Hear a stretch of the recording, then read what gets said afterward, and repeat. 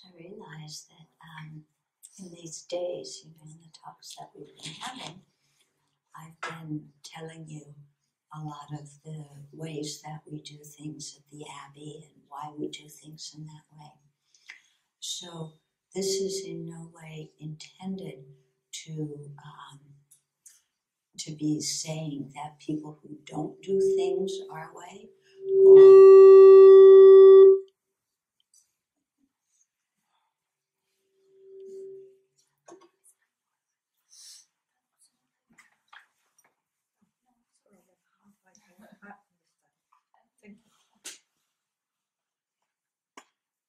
so this is not intended to be saying explicitly or implicitly that the people who do things differently or don't do things as we do them are in some way doing things wrong or are not good monastics or anything like that. Okay, so let's be very clear about that and do not interpret anything I say in that light. Rather, what I'm trying to do is just share with you the way we're doing it, knowing that your situation here is quite different and that you have to decide how you're going to do things and how you're going to keep the precepts and so on in a way that is effective for your situation. Okay? And then some of what I'm sharing may be useful when you actually have a condition where you're able to start a community where you all live together in the same place. Then maybe some of what I'm saying may have some more relevance, or it may not. It's completely up to you. Okay? So then I wanted to cover some of the points. First of all, someone wrote a question from yesterday and said, so if a person ordained before 50 and joined the community a few years later in good health, but after a few years became ill and has no family to ask for help, what can she do if she wants to stay ordained? But she knows that she'll have this physical sickness for the foreseeable future. So who should she ask for help if the Sangha is very busy with study and work? Okay.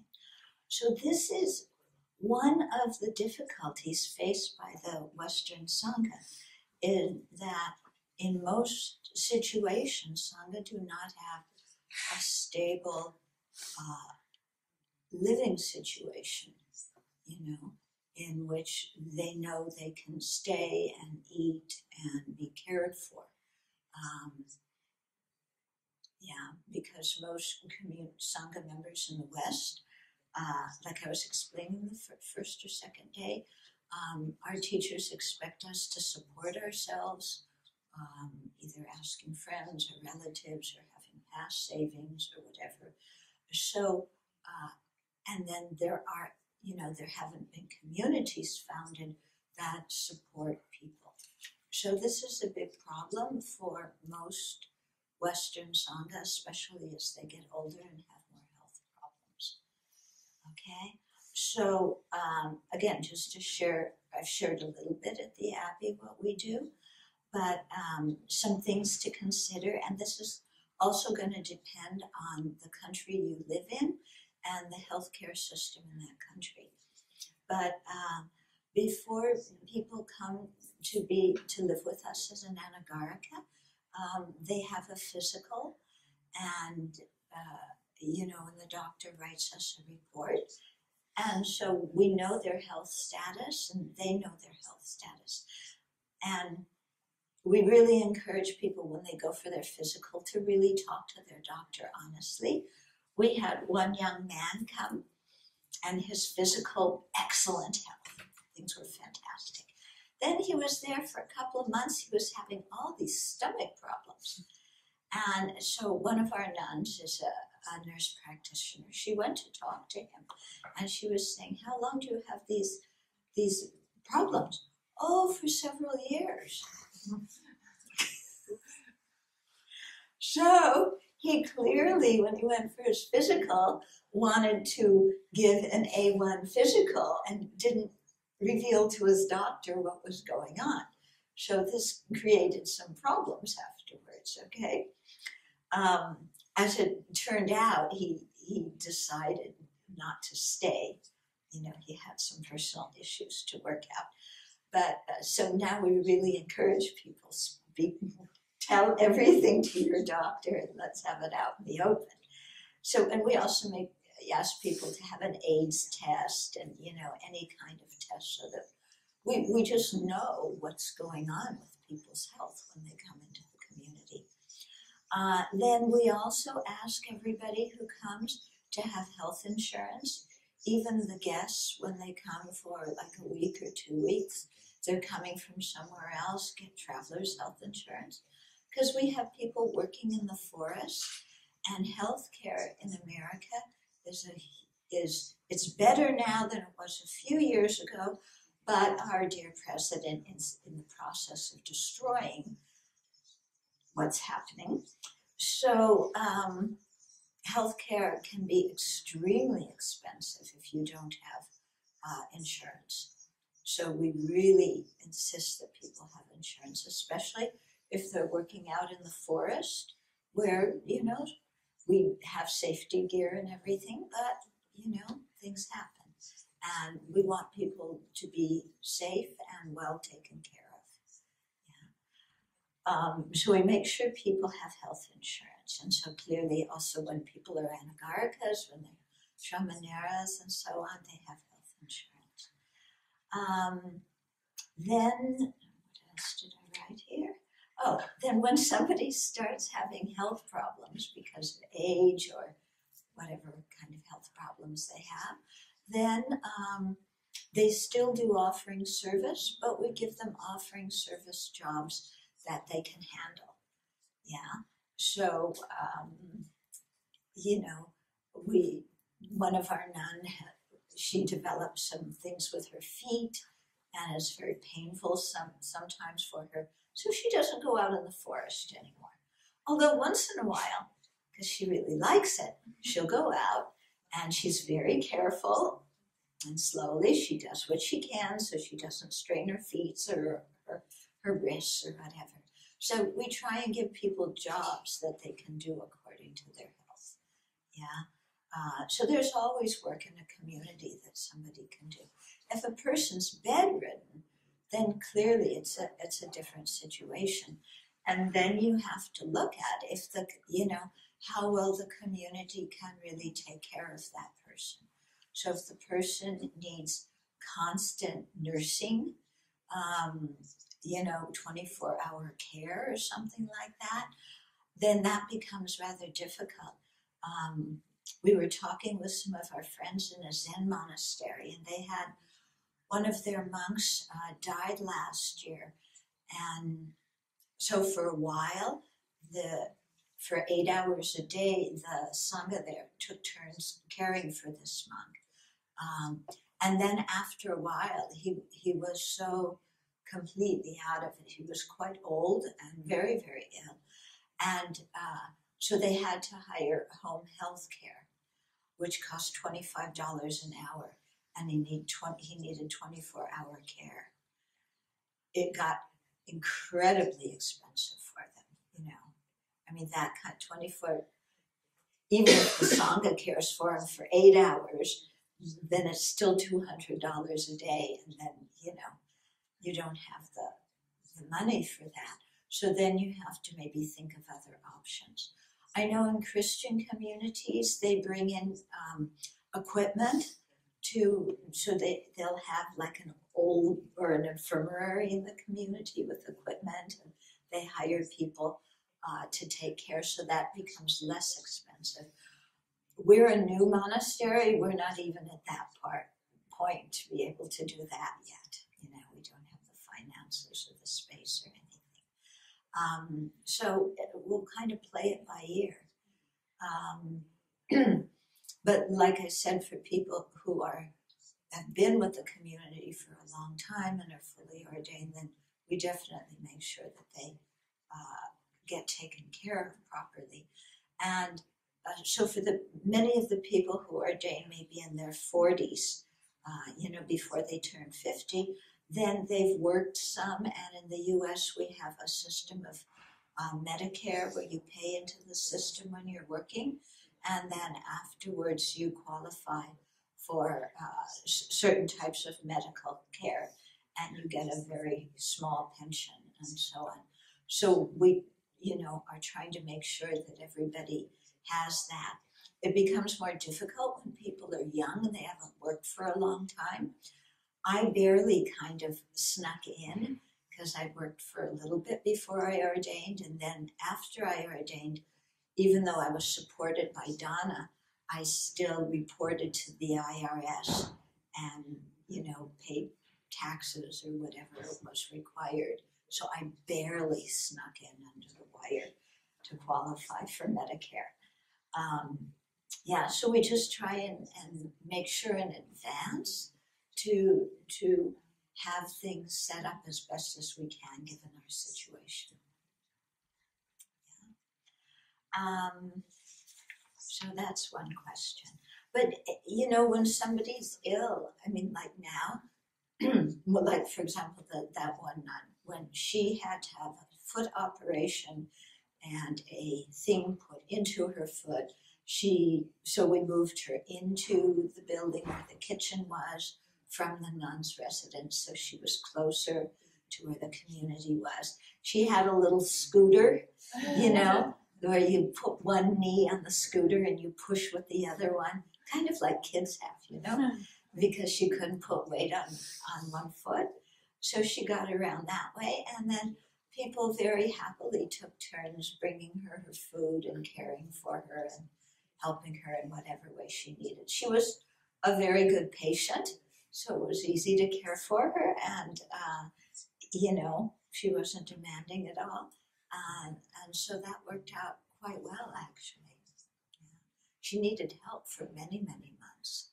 She was on the scooter for, 4 months, and then after that with crutches, and it was a while before she was better. Okay, then your question from yesterday about there's people from different countries with different languages and different cultures, and so how do you make a community out of that? I think that's the richness of a community, when you have people with different languages and different cultures and different backgrounds. I think that makes the community really, really rich, personally speaking. Yeah. And this is, again, it's a little bit divergent, but this speaks to the attitude of my mind. I'm not a very patriotic person, but the one time where I feel proud of my country is when I'm coming back into America and I'm standing in the line for citizens, and there's all sorts of different people of different colors speaking different languages with different religions, wearing different clothes, all standing in the line for citizens. That's when I feel, wow, this is a good country. Yeah? So I think that kind of diversity really is wonderful for a Sangha community. Yeah? And so at the Abbey right now, okay, in terms of the residents, we have 2 Canadians. One is an English Canadian, one is a French Canadian. We have a German, somebody who grew up in Colombia and came to the US kind of in refugee status. I don't know if she was an actual refugee or what, but it was very difficult for her family to come. 2 Singaporeans, 1 Vietnamese. Yeah, we just had the Russian monk with us for five months. So we had all these different languages and all these different cultures, and I think it's fantastic. Yeah, and that our German nun grew up in East Germany. The Russian monk was under communism. The Vietnamese nun had escaped from communism. So you know, people would talk about these things and share their experiences. And I think it really adds a very rich dimension to a community. Yeah? Because we hear different cultures, different experiences, it opens our heart. Yeah. And yes, people have different ways of doing things, and that's fine. That's fine, you know, they have their own culture. In the community, we rotate cooking, so we have all different sorts of food, and you can kind of almost predict what the lunch is going to be according to who's cooking. And some people's lunch you like, and some people's cooking you don't particularly like, but it's food, so you eat it. Yeah, and you say thank you very much. So, you know, and we've had people who've grown up in very different backgrounds. Some people have, you know, high educational degrees. Other people come from blue-collar families. So, yeah, many different socioeconomic levels and all. And it's fine, and I think it really enriches us. Okay. You don't? I do think that. But I think, I mean, when you were saying that when you come into America, you see this whole diversity of people. Yeah. I also know that there is a big problem in that certain groups do not feel part of the whole because they're treated in a different manner. Mm-hmm. So I think this is and that happens in more countries, not just in America. But isn't that a wonderful thing that they can come into our community and be treated with respect, like yes. all human beings should be treated? Yeah, that's the wonderful thing, you know. Everybody who comes to our community, we don't care because we get all kinds of guests. Yeah, and people are welcome, and so that attitude needs to be present, isn't it, in order to create that atmosphere? Yeah, everybody feels welcome. Yeah, well, I think in our community anyway, politically, people are very much on the same page. We didn't try to be, but it just, I mean, so many Dharma values apply to politics. So, I mean, especially if you're trying to develop bodhicitta and have love and compassion for all sentient beings, you may enter the monastery with some prejudice, but then you have to work on that prejudice. You know, if you grew up, let's say, in a small town where everybody was like you and you never heard anybody speak in a different language or have another religion, you may have those things that you learned as kids that were prejudicial. But then when you start practicing the Dharma, you have to work on those. Yeah, you can't hang on to those. I mean, our Dharma practice should be used to question everything we believe in.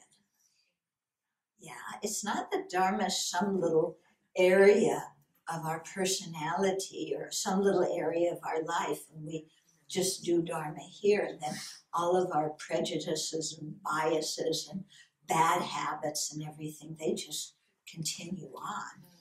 That's not going to work. How can we develop bodhicitta if we do that? Yeah? So I think in our practice, if we have biases, prejudices, fears, whatever, those things, we need to bring them up in our meditation and really research and, you know, ask ourselves, how come I have that bias? Where did that come from? And is it true? Yeah, and what am I going to do about this? Because this is a big hindrance in my practice.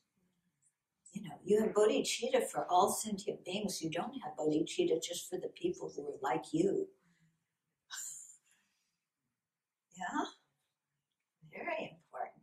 So now in the US, for example, you know, our dear president has evoked like all this, there's so many hate crimes and all sorts of stuff going on. And so I feel it's important for us to be there and show a different example.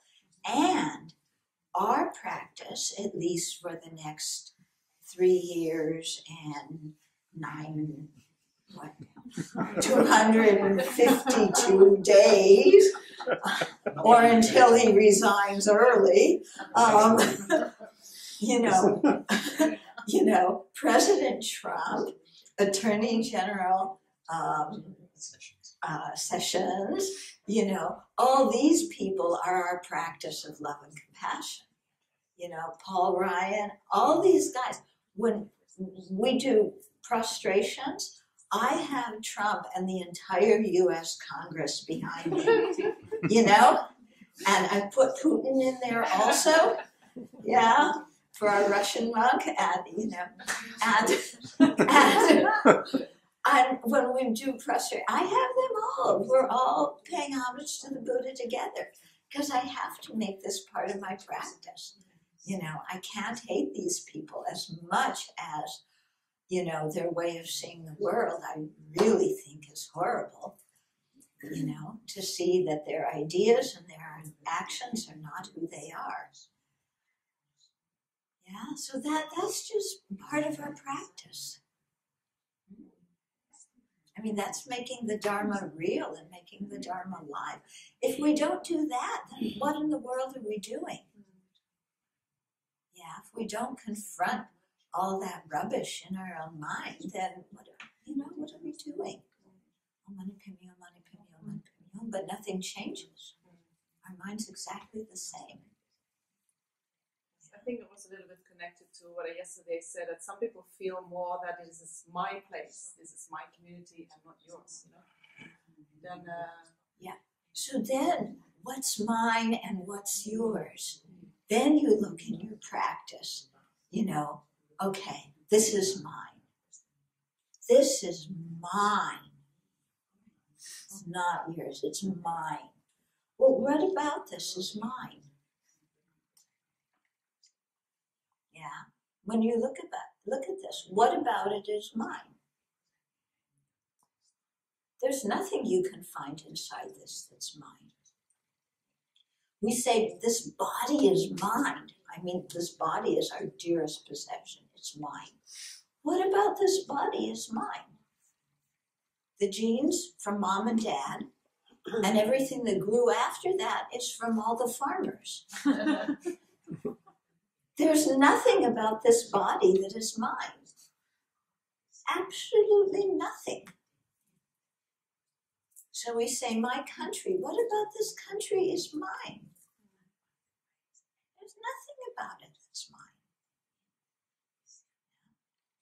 I say I'm American. Why do I say I'm American? Simply because I have a piece of paper that says passport of United States of America. That's the only basis for saying I'm American. There's nothing inside me that's American. You slice me open any kind of way you want. You look at any part of my mind, there's nothing that is American there. So how can we say this is my country?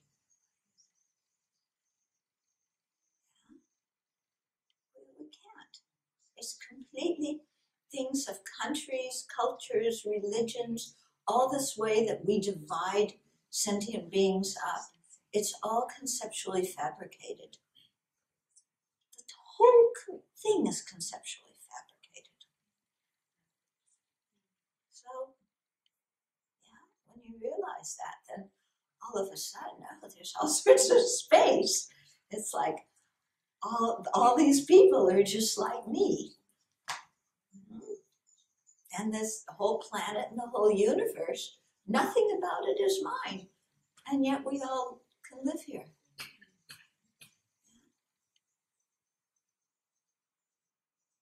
So I think quite important. Or we say my community. What's my monastery, my community? What about it do I own? Nothing. Yeah? The whole community comes about because of so many different people, everybody contributing in their own personal way. There's nothing about it that's my community, or even our community. we use those words conventionally, but aside from that, there's nothing.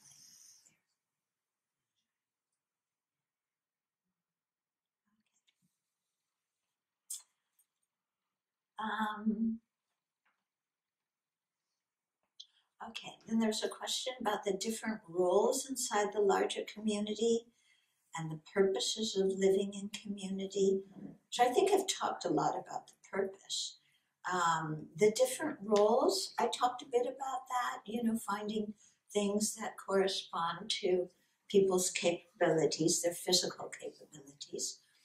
We also try and find jobs that correspond with people's talents. But then there's also a certain number of jobs that are rotated so that everybody gets some experience. So for example, taking care of the meditation hall, setting up the altar every day, setting up things for puja, setting up for posada, cooking, cleaning, all these kinds of things are rotated. They have so many rotas for all sorts of different things, okay?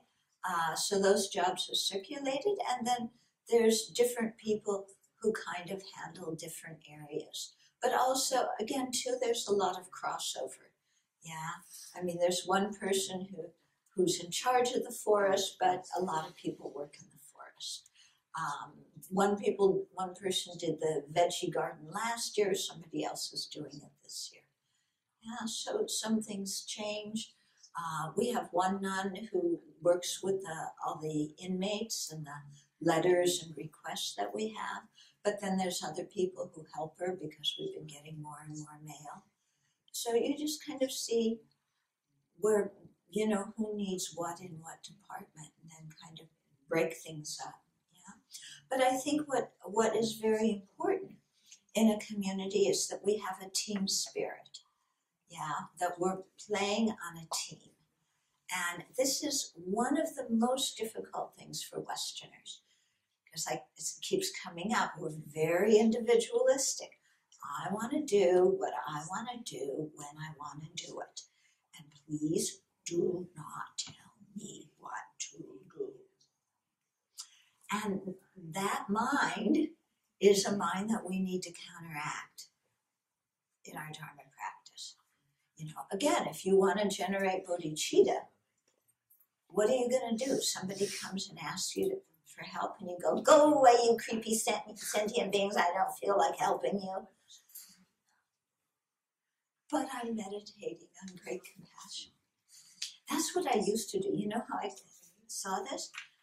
I remember being at Kopan one time, talking to somebody, and this person's going on and on and on, and I'm thinking, why don't you shut up? I want to go and meditate on compassion. No, it's like, children, something is not aligned right properly here in how you're thinking. This is not working. Okay. So, this is all part of the practice. So it's really funny because we have this kind of thing, we call it swarming, like the way bees swarm. So every once in a while, there's something that happens where we all need to drop what we're doing and work together to get something accomplished quickly, okay? Like the time when the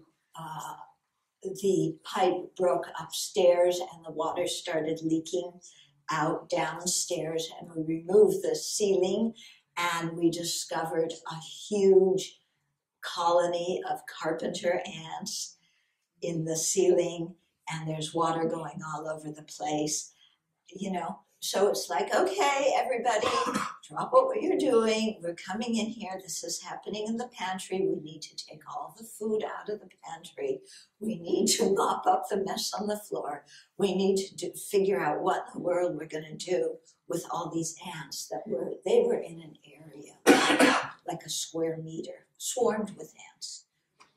Figure out what we're going to do with all the ants in the house. So it's like, we had to come together and do this. Yeah, and you just do it. Yeah. Just I think this working together on something in the community on a regular basis might be really useful. I lived for 1 month in Shithorsk Monastery, and every Saturday they did the cleaning of the meditation hall together, everybody. Yeah. So there was something like 3 hours, and the funny point was after 3 hours or 2 hours were over, things being left undone. So you could continue next week. So it was not, it was community, but it was not what to say, you work around the clock, but every week, everybody worked all together on one thing. Yeah. And if it was not finished, you just continued the next week again. And I think this regular community service together, this brings one together. Yes, very much. Yeah. Definitely brings people together. Like here, when we did some service in the Tzongkhapa together, those who worked in the Tzongkhapa, you usually are more close to them with whom you work more regularly together. Yeah. So if you have a center where everybody has individual jobs, this is counterproductive. On one point, if you want to form a community, I think. What do you think? Yeah. You want to have enough, you have to have certain areas of specialization, but you also have to have things where people come and work together.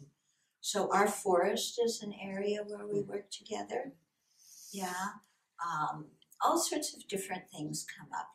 These kind of things, we live out in nature, so there's always things to do with animals that come up, that we have to take, animals and insects that we have to take care of. One time somebody brought a trailer of furniture that they were donating to the Abbey. They arrived at 9:30 at night. We had to unload everything then and there because they had to return the vehicle.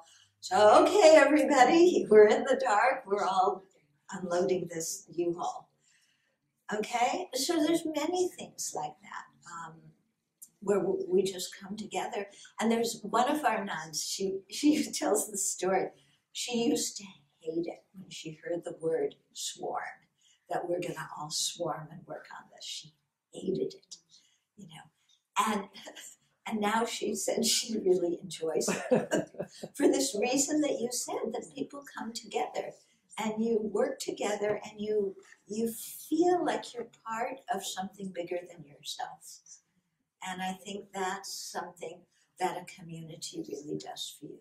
Because when you're in a community, your purpose is something much bigger than your own personal self, and your own personal Dharma practice. You're trying to create a place where generations of people in the future can come and practice.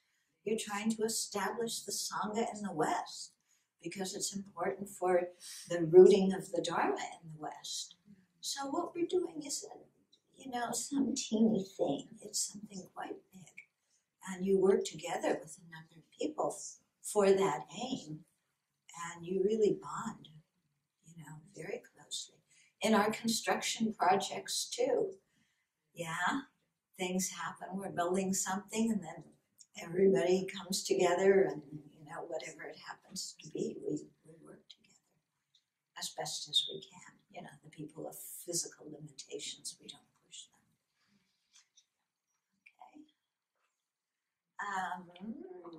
What else? I talked about the seniors and juniors already. Conflict resolution, according to Vinaya. I was going to bring that and I forgot. There's 7 ways of resolving disputes in the Vinaya. And I don't think I can remember all of them. Yeah, this I was going to bring and then I got busy with something else. So one of them is, of course, people confessing on their own and saying, yes, I made a mistake, this happened. Yeah. One way is if people are temporarily insane at that time, then it's resolved by just, talking about that the person can't be responsible because their mind wasn't in its right state at the time. There's another one where people come together and they they try and bring out what the truth of the situation is. So there may be different sides and different parties who, tell their sides of the story, and then the community comes together and tries to figure out what really happened. And then there's also one that's called covering with grass, which is where after a dispute, both parties kind of apologize to each other and then decide to drop the whole thing. So I can't remember all the other ways, but those are some of the things that are in Vinaya. Yeah, like I said, we rely a lot on NVC, and we've had cases, with a couple of people where we can see that there's a lot of issues that from their past that they need to work out, and so we've recommended that they've gone to therapy.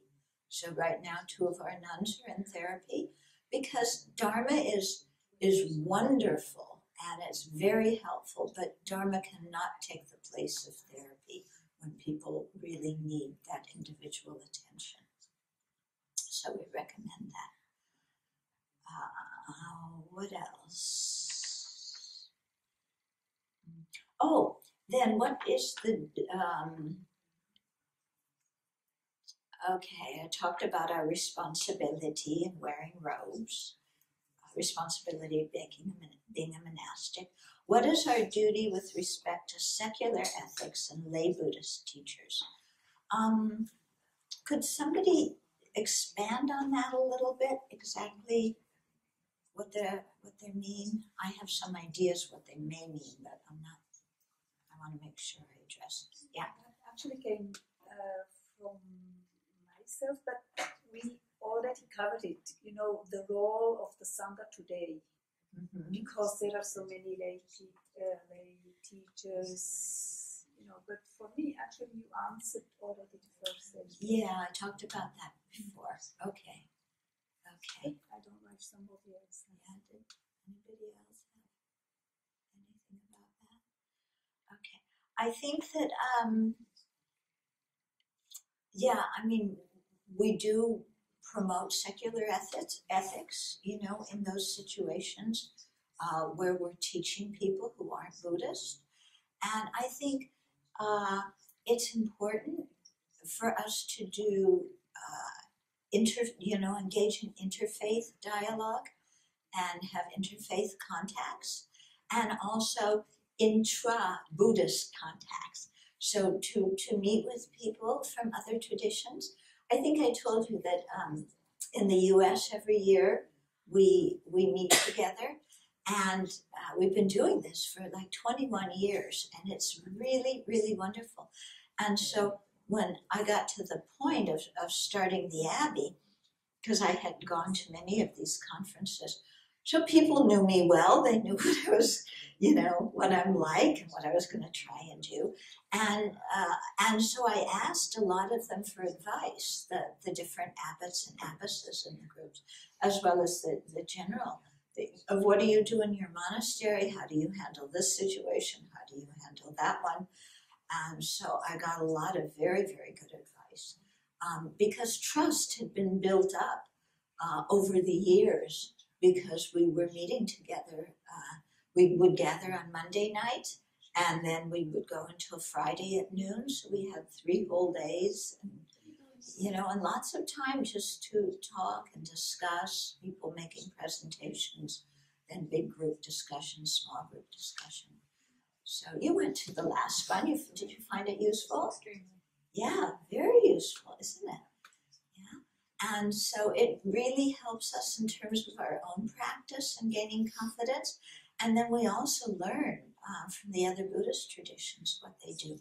And then we don't have to rely on all these misconceptions that have been passed down from generation to generation in Asia, because they spoke different languages and didn't have the transportation to be able to meet people who practiced in other traditions.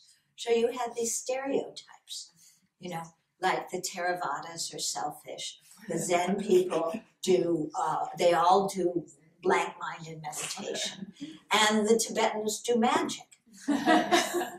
Yeah, it's like, you know, let's get rid of these kind of misconceptions and really learn about what, you know, what our traditions are really about. So these meetings are very good. And then similarly, interfaith, I think meetings are very good, especially now. You know, I mean, I know in Italy you have a large influx of refugees. In the States, you know, we have so many different kinds of people, and, you know, and this whole topic of, you know, people of different religions and religion equality and separation of church and state, it's a big topic now. So these are things I think we have to be involved in, and we show the example to the rest of society by being, you know, friends and being close with people of other religions. Yeah. In the States now, there's some churches that are sanctuary places because Trump wants to round up all the illegal immigrants. And so some churches have decided to be sanctuary places where people who are illegal can come and stay, because traditionally the immigration and customs enforcement people haven't gone into churches. They're starting to now. Yeah, but traditionally they haven't, and so some churches in the cities have done that. We talked about it, doing that at the Abbey, and we would like to do it, and then we realized that we exist in the middle of nowhere, and you know, who would even know to come to us? Yeah, and how would we, yeah. So, but if a situation like that arose, if we knew somebody, you know, we would want to take them in and protect them. Because that's one of our principles. You know, we're working for the benefit of all sentient beings, aren't we? And everybody equally wants happiness and doesn't want suffering. So, yeah. Okay. I think that's it. Was there anything else? Any other questions that you had or things you wanted to discuss? Yeah. Did the community go out for asking food, like Theravada tradition, for example? Begging food? Oh, okay. To go on Pindapat. Yeah. Okay. We haven't done that. First of all, because we live pretty far away. And we wanted to really enter our community very quietly, very gently, without sticking out in any way. Some of our friends in the other traditions have done that. Some of our Theravada friends have done that, but they usually arrange with their supporters to be in the city, there at a certain place to offer them food. So it's Pindapat, but it's not totally Pindapat. And then, but our friends in the Zen monastery at Shasta, they live in a little town, so they wanted to do that. So of course they checked with the city government, the town government, if they could, and they had to get a parade permit. Yeah, because they were going to be in a line, and that was considered a parade. One time I went with them in Portland. I don't know if they had a parade permit there or not. I didn't ask, but we did Pindapat there, and that was quite nice. What they did is they passed out. They wrote up a little bit about Pindapat, and then they gave it to all the businesses on the street. And then they just walked on the street. They had a bell that they rang so that people knew they were coming. And the people knew because of the flyer that they were coming. And then some people came out and offered food. So, but we haven't done that yet. Yeah, maybe one day we will. If I can, I know one Catholic community, they live together, and they go to the shops around, and when there is some stuff that is going to be exhausted because, so they give, so they're sort of, cleaning the Yeah, the food that is going to expire for 1 or 2 days. right. So then they take it. I think it's a modern thing of. Yeah. If you have that kind of relationship, I know the people at Shasta did that with some of their local bakeries and all. They had an arrangement where they would get things that were about to expire. We never reached out to do that because we don't buy any of our own food in any case. So we would leave that to supporters who wanted to offer food to arrange, So, but you know what some of the supporters did for a couple of years, because there's some peach orchards between the city and where we live, and sometimes when the fruit is ripe, they open it up and they want people to come and pick the fruit, and then you get a discount price. So some of the supporters arranged to do that. Yeah. But it's a good idea. Okay. Anything else? Yeah. For those of us that ordained late, quite often we have baggage from our previous lives. I don't really mean baggage, but we have partners, we have children, and just because they're grown up doesn't mean they're still our children, and we still have a responsibility towards them. How should you have advice for how to negotiate? Okay, so people with children. We just had a situation. One of our nuns has a child who is now, her daughter must be 20, 21, kind of thing. So it took her a long process to decide to be ordained, because she, especially when her daughter was younger, she felt a lot of responsibility, because she had been a single mom for a long time. But we're very clear where we are that when you ordain, it's called going from home to homeless. Yeah, so you are a left home person. So in the ordination ceremony, you say goodbye to your parents. We're also adding now, so you say goodbye to your children. Yeah. Not that you literally have your parents come and say bye, mom and dad, but we have like plaques, and then you go and you pay homage to your parents and you explain what you're doing, and then you cut your hair and put on the robes, and you are now a left home person. And so we make sure before people ordain that they really have that quite clear in their mind, and that they fix up any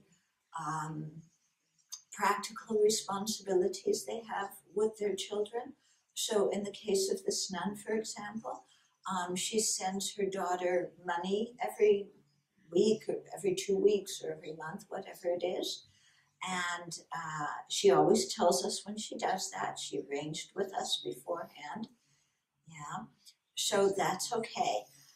It seems like now what's happening is her daughter's having some difficulties.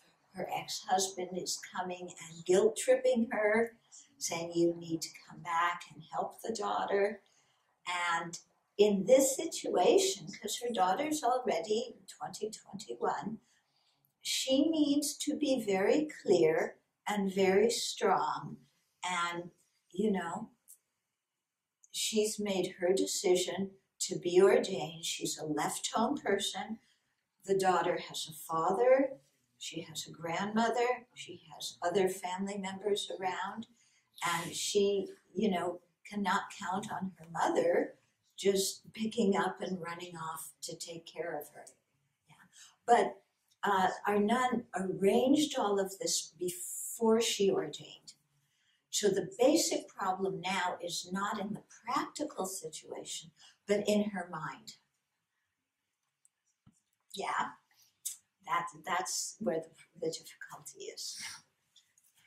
Had one monk come and stay with us for a while, and it was very interesting, when he filled out the application form, we asked about children. He left it blank. So when I did the interview, I said, "Oh, you left this blank. What's the situation?" "Well, I had a daughter with this first marriage who's now a teenager. Then I have a 5-year-old. And, I was married to the 5-year-old's mother, but we don't get along very well, so we're divorced. And so the monk hadn't been with us. He wasn't a member of the community by any means yet. And all of a sudden his ex-wife writes and says, do you accept people as residents who have a responsibility as parents to their children? The wife writes to us. The ex-wife. And then she starts calling. And, one day he's talking to her on the phone. And then apparently she put the child on the phone. And the monk is saying, "Oh, sweetie, it's okay. I love you. I miss you. Da, da, da, da, da, da." And then the next day, he didn't come for lunch. And when we went out looking for him, he had packed up his things and gone. So apparently gone back to the situation. Things, were not clear in his mind. They were not clear on a practical level. So I think anybody who is ordaining or before they ordain, get these things settled. And after ordaining, then you have to know very clearly, I am a left-tone person, and these are my responsibilities. I don't stop being somebody's parent, but the way I'm a parent is now different. And so that's why I actually think it's better to wait until kids are 20 or so and can take care of themselves. When they're really little, it's very difficult. They can take care of themselves when they get to 20? Well, you would like to think so. Yeah. Psychologists are now are establishing another area of growth,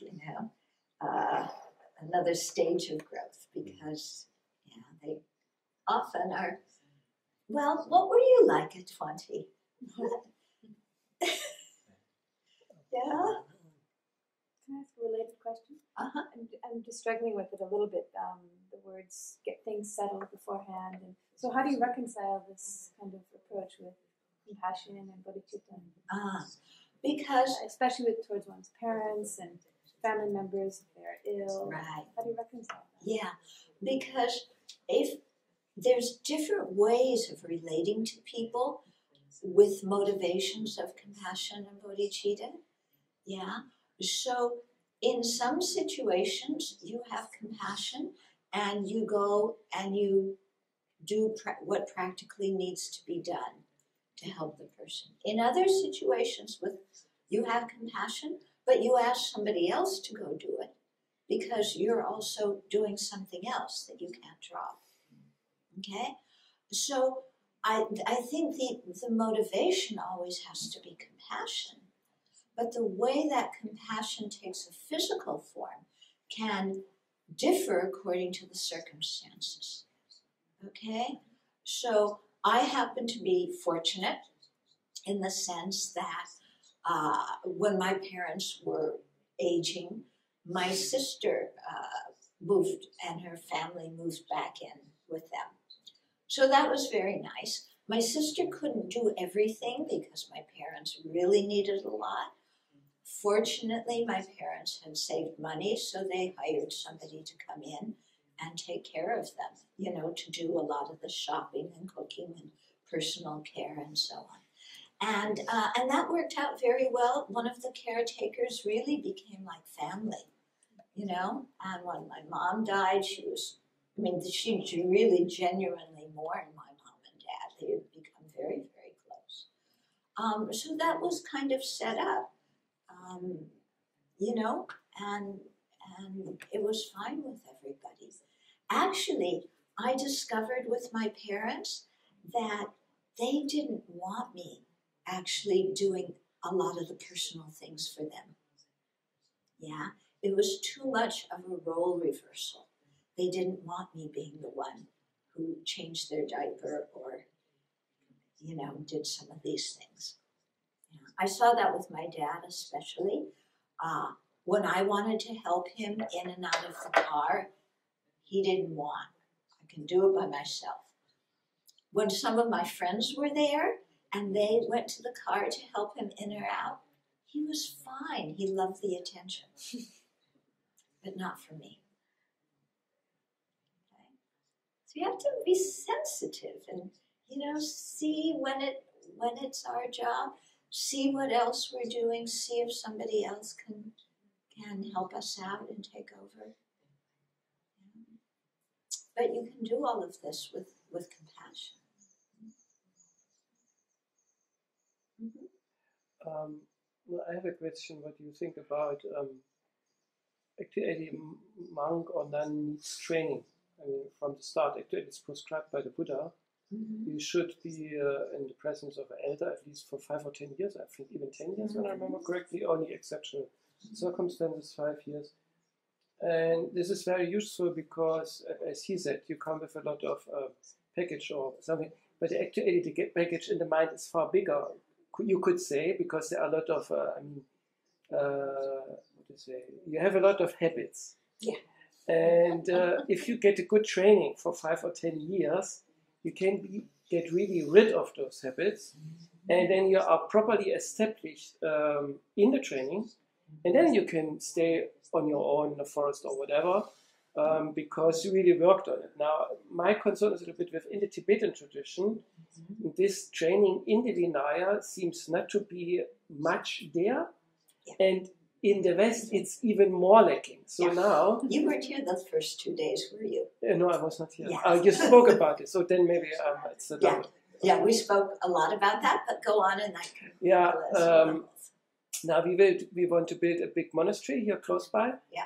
And another concern for me is, you know, if the elder monastics in the Western elder monastics are not trained, what training can they give to the younger? I mean, what will be the tradition of the monastics in the West, in the monastery, if there is no training by the elders or the youngers? This is a bit tricky thing, I think. It's a very tricky thing. It's a very tricky thing.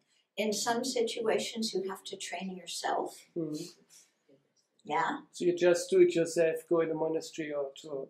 Yeah, I mean, in my case, I have a very close affiliation with the Chinese tradition. So I took my higher ordination in that tradition. I received some training there. I consider Venerable Wu Yin my Vinaya teacher, you know, and I consult her about different things. We study the Vinaya, we learn from the Vinaya and do, you know, we have to adapt things according to our situation, but we think about that very carefully. So it's always better if somebody else trains you. Sometimes you have to supplement that with reading yourself and so on. But this is a very big problem. Yeah, I think especially for Western monastics. And what's difficult is sometimes the Tibetan way of training is very different than our culture. Tibetans are very kind of laid back, and when there's something that happens, they won't speak directly to people. Yeah, they'll kind of speak like that, you know?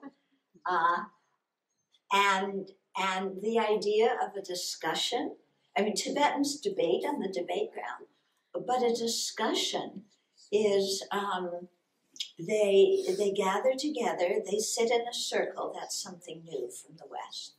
And then the senior most or highest most monk speaks. And once in a while somebody asks a question. That's a discussion. Okay? So it's very, very different culturally. I remember when we started the monastery in France, one of our Tibetan abbot, who's my teacher, who I adore tremendously, incredible master. But his idea was you start very open, very loose, not so much structure, and then slowly you work on people's things, But we started things a little bit more, this is the way we're going to do it. And so some people didn't like, so he said, no, you don't have to do it that way. Let people do what they want. So we followed his advice. But what I learned from that is don't do that.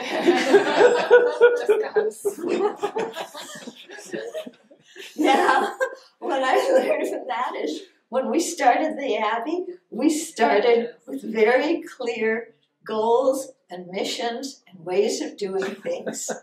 And it's impossible if you start loose to make it tighter. Yeah? So you have to start in a certain way, and everybody squirms and adjusts in some way or another because you see the benefit of it. So a solution could be one takes oneself responsibility, puts oneself into a training, how you did it in the Bhikshuni, or in the what country was it? In Taiwan. In Taiwan. But then if you come back it's a Western monastery within the Tibetan tradition. You won't be able to apply it, but at least you got yourself the training and understand it a bit better. Yeah, I got this training for myself. And like I was explaining in the first 2 days, I spent a long time thinking, what is Dharma and what is culture? Because we've got to separate them. We've got to keep the Dharma and keep the meaning of the Vinaya, but we also have to do it in a way that works for our culture and our time period. So I spent a long time thinking about that. I'm still thinking about it. We're still fine-tuning it, how we're doing it. But I knew from the very beginning that my purpose was not to create a Tibetan monastery in the West. I knew that very clearly because I've had enough experience, I've been ordained 40 years now, to know that Westerners come to the Dharma in different ways than Tibetans do. If you're a Tibetan, you're 6, 7 years old, your parents put you in the monastery, you're living with your uncle or your aunt, you get brought up in a community and it comes in with people from your area, and they're all related. Everybody's a cousin brother or cousin sister to each other. You have lots of support, and it kind of all works out, and you're taken care of, and things are loose, and you're little kids, so they don't stress you too much, and so you're acting, if you've been to the monasteries in the South, you know what the teenage monks are like, and the little boys, and, they're running here and there with their kettles of hot tea, and which you stay out of so that you don't wind up in the emergency room. And, so their way is different, and they do debating. It doesn't work so much with us. Westerners come to monastic life because we want something that is going to touch our heart. Yeah? Because we're adults. We know something isn't right in life. We know that there's some deeper purpose and meaning. We come to the Dharma like that. We don't know exactly what it is. And we meet these amazing people and we hear these teachings and we start going, wow, this is a whole different way of looking at things that makes a lot more sense. And look at the final product. Like our teachers, these people are amazing. So I want to be like that. And we're looking for something really that is transformative, that is going to touch our heart. We're not looking for intellectual knowledge. And we're looking for community, but we don't know how to create communities because we come from families where parents are divorced and families are fractured, half live in one country, half live in another country. We don't know, we're very individualistic, we don't know how to make communities, but we want one. Okay? And so we're coming in as different beings than the Tibetans do, and we're coming in with different needs than the Tibetans. And so, you know, establishing a replica of a Tibetan monastery isn't going to work. You know, we had that at Tarpochuling in Switzerland. You know, I mean, Geshe Rabten, fantastic teacher.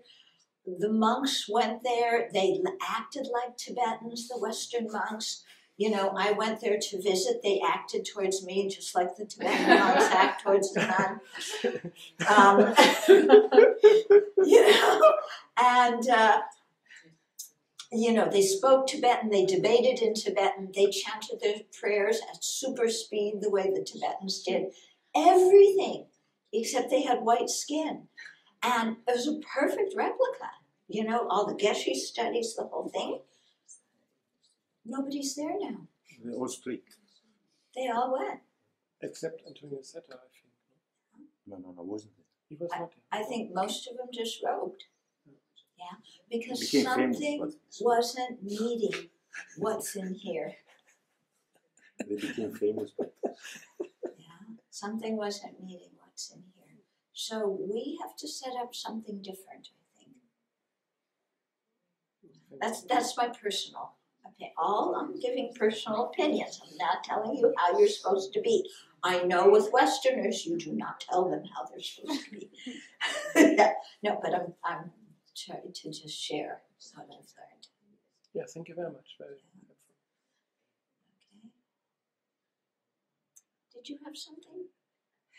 I don't know if to bring this up, but maybe I try to be short and not to go into the details. And I have recently a person, just coming back to the topic before of the family and thing, and is a very nice woman. She has a little daughter, and she has in the family because the father has a disease like Alzheimer or something. And she asked me, and she really wants to become a nun. And she asked me what I thought, and I thought maybe it's not a good thing, and it's not. And but maybe I say to go to a Tibetan teacher to check. And he said, she told me, he said he was very happy for her wish, and that she can continue to live with the family, and not bring up the daughter, and then I say, okay, if you say that, I say what I can say, and she won't be as a nun. He's saying yes, as a nun to take the as a nun. ordination and to be there. And she asked me to be present to her ordination because she kind of asked another teacher to give her ordination that before was reluctant to give, but then now because the other teacher say okay, then you say okay, give you ordination. And then she asked me to be there as a friend, and I say I didn't feel like to be present. Also because I will never be able to help her, because I'm going to retreat and other things. So what to do with this situation? It's very difficult. Okay. I don't know if we're going into Okay. this. So Yeah. this is a cultural difference. The way the Tibetans look at it, and you'll hear them say this, is it's better to be ordained one day in this degenerate age than for your whole life at the time of the Buddha. So they look at things from the perspective of the individual. And from that perspective, you ordain everybody, whether they have responsibilities, whether they have physical or mental illnesses. Everybody who asks, you ordain. Also, because in a Tibetan monastery, especially one that does debate, you need a lot of different people who have different ideas. Otherwise, the debate program doesn't work very well. Yeah? So they want lots of people in the monastery. So that's their view.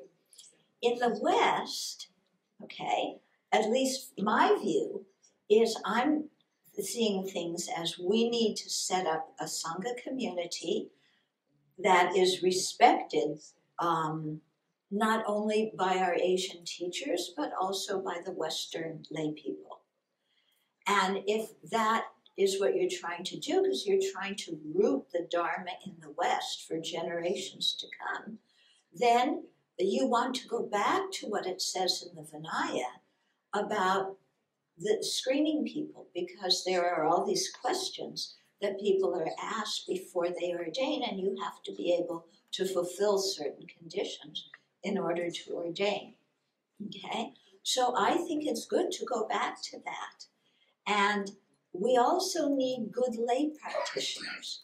So somebody like that, if there's somebody with young children, I would say to her, you're a mother, your children need you. You know, they need their mom. These are sentient beings that need your guidance, they need your protection. Bring them up. When they're at a point where they can take care of themselves, then come and ordain. Until then, keep up your Dharma practice, teach your children how to practice, and remain a good lay practitioner. That's what I would tell somebody, okay? Because I already know if you ask them to ask a Tibetan Geshe, I know what the answer is going to be, okay? So again, this is a difficulty that we keep coming up with, is that the lamas will ordain people given their perspective, and then they assume that we will take these people into the monasteries, but we need to have say-so over who comes into our monasteries, and if we're ordaining people who we're going to ordain. So, you know, it's a very touchy subject. What I would suggest is, if you have a community, then I talked, when was it, the other day, about, you know, how we have a year-long anagarika, and even somebody's already ordained, they come for a year, and we check them out physically and mentally, and if somebody has children, like this woman, you know, she's come to our Exploring Monastic Life program 6 years in a row, you know, or the 6th year, I don't know if it was in a row, but 6 years, because her daughter was young, and she needed to stay with her daughter and bring her up, yeah. So she, you know, from our perspective, we would guide people in a way that's different than the Tibetans would.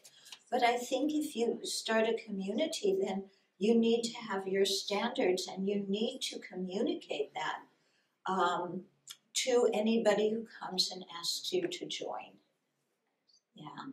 And if there's teachers who habitually ordain people because you don't do the ordination, then you need to communicate with those teachers and say, of course, we respect you, and you can ordain whoever you wish, but please know that we will not accept all these people in our community, and that, you know, the best thing, if you agree, would be for us to have a voice in screening them. The Geshe, the Lama, may agree, they may not agree. If they agree, what, fine. If they don't agree and they want to make the decision themselves, that's fine, but you just let them know that please do not expect us to take that person in. Yeah, because we have a community, and like all communities do, we have certain rules and guidelines that we adhere to. I think it happened with that one nun when we to the Geshe, and he said yes, and then when Vibhusan Kadres was here, she talked with the person before saying the final yes. So she talked twice with the woman who wanted to become a nun.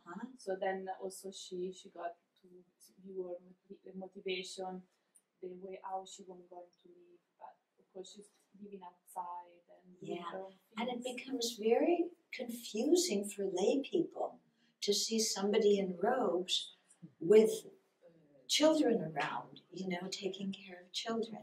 It's very confusing for the lay people. And it's difficult for that person to keep the precepts well. So, of course, it's a done deal already. So we help that person as much as we possibly can, because it's a done deal. We don't ostracize them. Yeah. But if we have control and we're setting up communities, then we have clear criteria. Yeah, and then also how we guide other people, because we have people coming to the Abbey and with different situations, and they want to ordain, but there's this, there's that, there's the other thing, and we have one lady who's been our supporter since day one. She wants to ordain, but she's thousands of dollars in debt.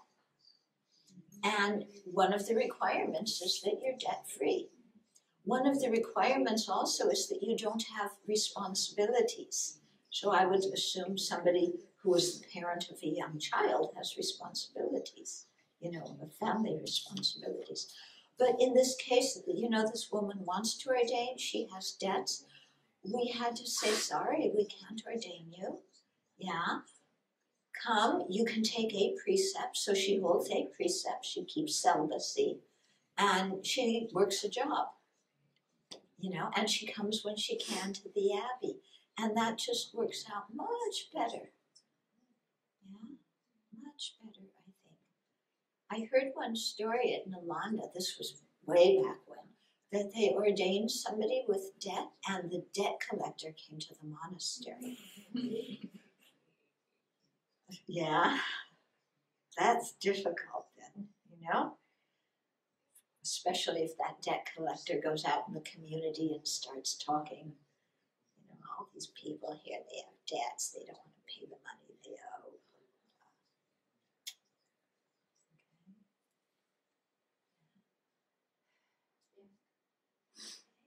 Yeah.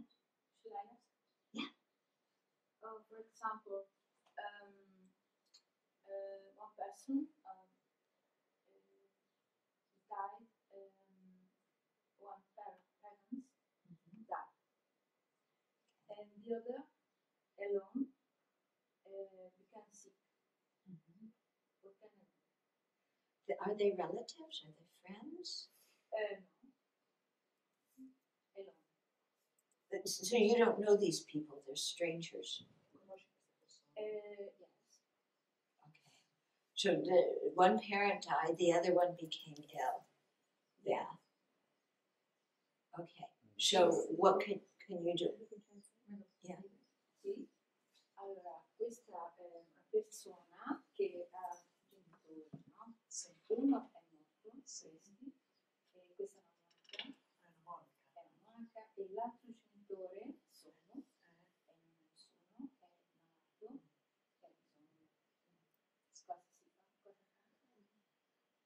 is one nun that her mother died, and the father is very sick, and now she has to take care of the father.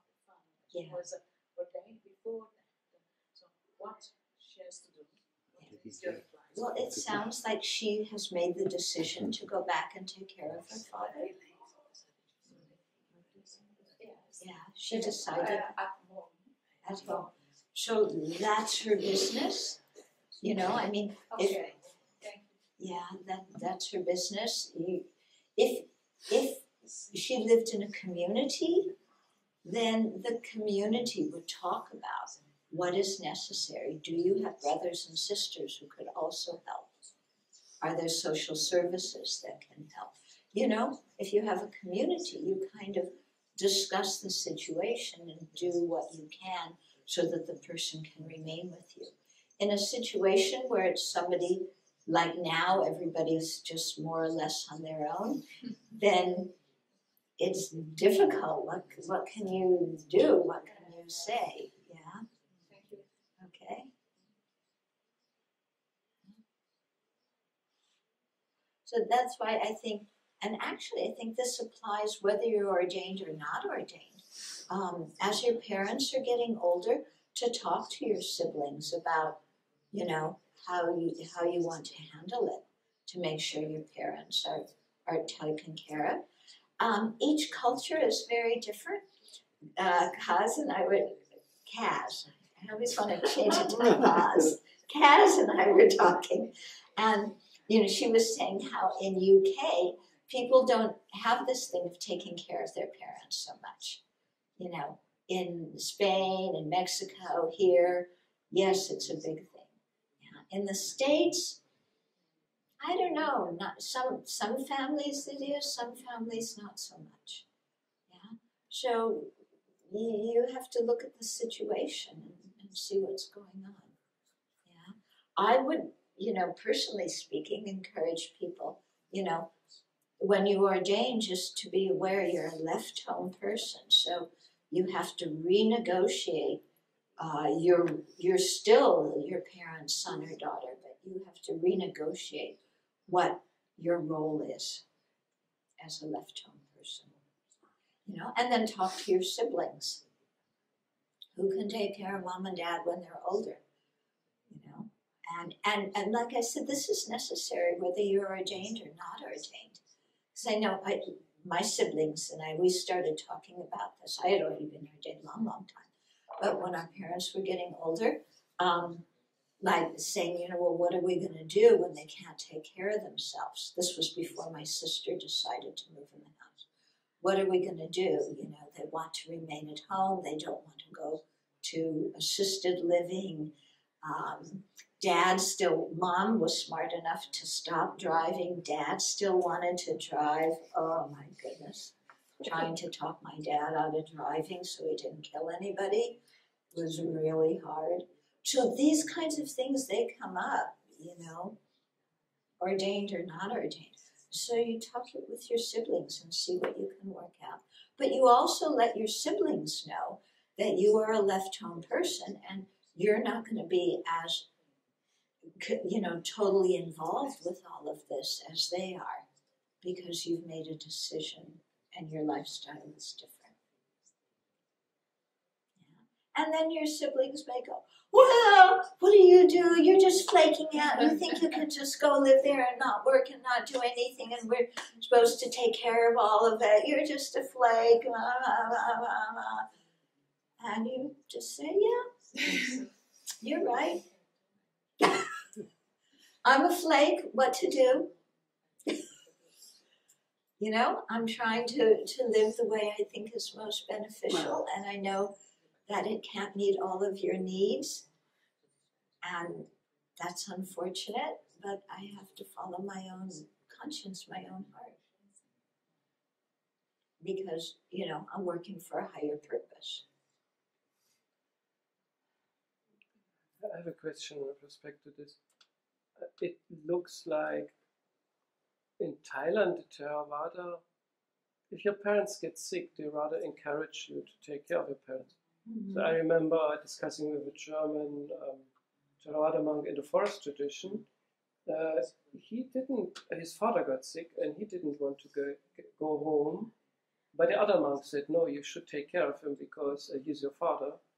And so I find this very interesting that they encouraged an attitude to take care of your parents, especially the forest tradition, because they are so keen to the Vinaya. So how can you reconcile this with what you just said? Well, I think you have to ask them. And then you have to speak to that monk and ask him how he kept his precepts, because they're very strict, for example, and you have to hand them the food in their hands. So, and they don't cook themselves. So what are you going to do? You're going to ask your sick father to cook food for you because you can't cook for yourself, and then your dad's supposed to offer you the food. But aren't you going back there to take care of him? So some of them may choose to disrobe because of the way they hold the Vinaya when they do that. And some, I don't know how they negotiate it. So that's something you have to speak with them about. I can't speak for somebody else. Yeah. And I imagine within the Tibetan tradition, I know several people who have gone back to help their parents. And that's fine. That's their personal decisions. Sometimes the teacher may tell you to go back. Sometimes you just feel from your heart you need to. There's all sorts of different contingencies. Okay. There is a beautiful documentary on Chinese monastic, and they say that once that you could take ordination only if you have a sibling who could take care of the family. There's a Monk's White Cloud, is a documentary, and he said that he has to when you take ordination. This was Thich Nhat Hanh's. No, it's a documentary. It's called A Monk's White Cloud. And the monk was saying, no, I couldn't take ordination if I didn't have a sibling who take care of my the family. So that was, it seems from what he said, it was a rule when you took ordination. Yeah, I don't know. That may be according to the monastery. I don't know if it's a general rule or not. I'm not sure. But I know in Venerable Wu Yin's temple, after they ordain, they're not allowed even to sleep at their parents' home. Yeah.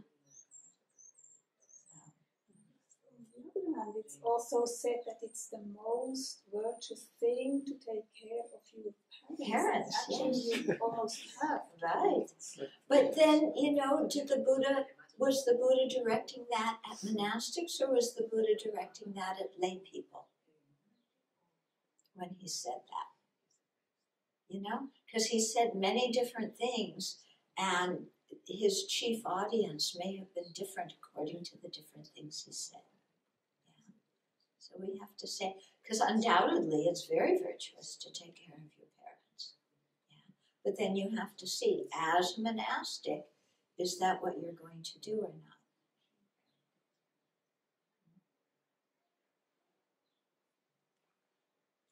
Yeah. I mean, the whole thing is,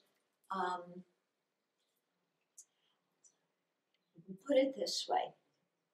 When we ordain, I don't know about you, some people's families are completely supportive of them ordaining, and it's no problem at all.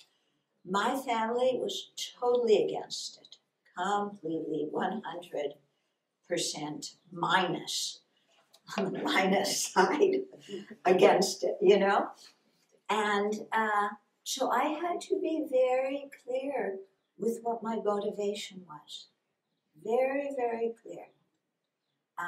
So that I could do what I did and know that I would not feel guilty later on.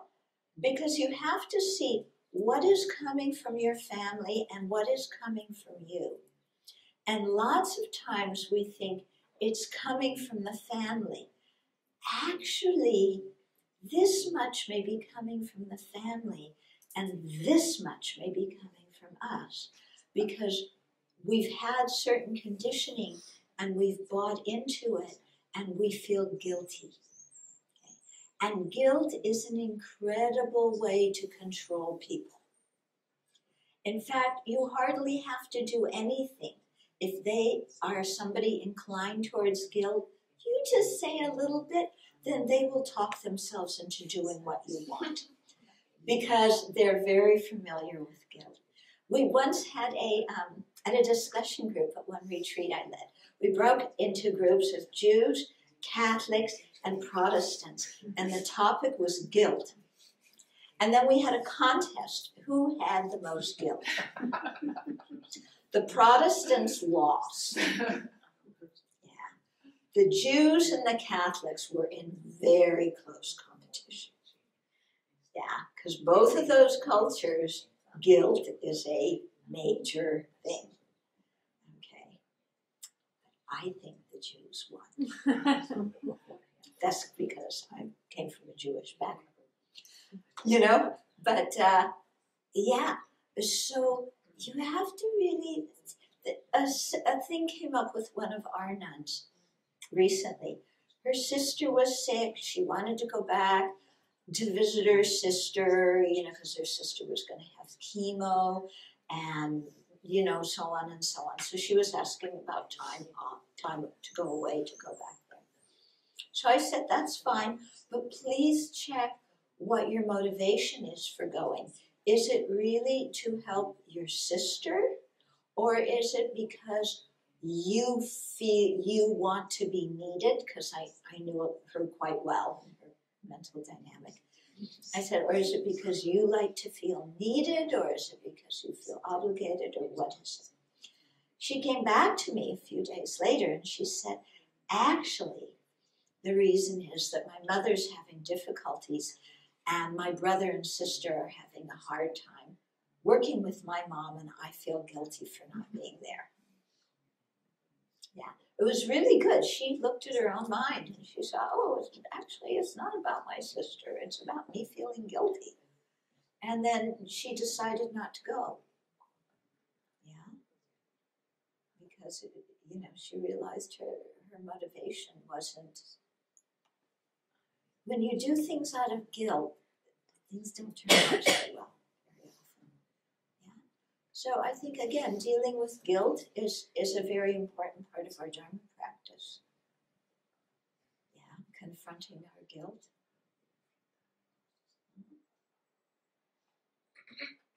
It's difficult, but isn't that what practice is about? Aren't we trying to become mentally sane?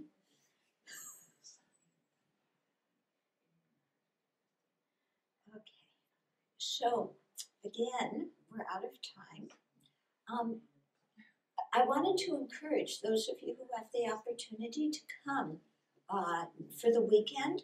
If you can, we'll be showing the videos. If you want to stay afterwards and show them now, you can watch them now, but we'll be showing them, during some of the break times during the retreat as well. And we may do some of the discussion groups that I've talked about also during the retreat. So it's been totally wonderful spending this time with you. I've really enjoyed it.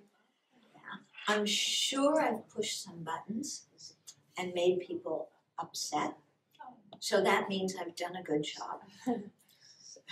Because if Dharma doesn't push our buttons, then something's not working right. Yeah. So, and I really value what you're doing here and what you're trying to do. And, you have many good conditions. You have many things that are difficulties, that you're going to have to work through. But I think if you really come together and work together and get some clarity, and learn more about Vinaya, learn more about how communities function, how monasteries function. Talk to the Catholics, talk to the other Buddhist traditions, because that will give you a lot of ideas about what you can do and how you can do it. Yeah. You're all welcome to come visit the Abbey. We'll put you to work. Yeah. And like I said, we have the Vinaya course in the springtime, so you're welcome to that. We also, another thing we do, I should have told you about, is we have a program every summer for about 2.5 weeks that's called Exploring Monastic Life. And so for people who think that they may want to ordain, it's an excellent program. They come, they're celibate, they live with the community, they don't wear robes, it's not a temporary ordination thing like the Theravadas do. But they do that, they live with the community. We have lots of discussion groups about topics that are important to think about, like this one with the family. Yeah, how to relate to family members, or what to do with our guilt, or, all these different kinds of things. So we have discussion groups specifically on these kind of topics to help people get clear.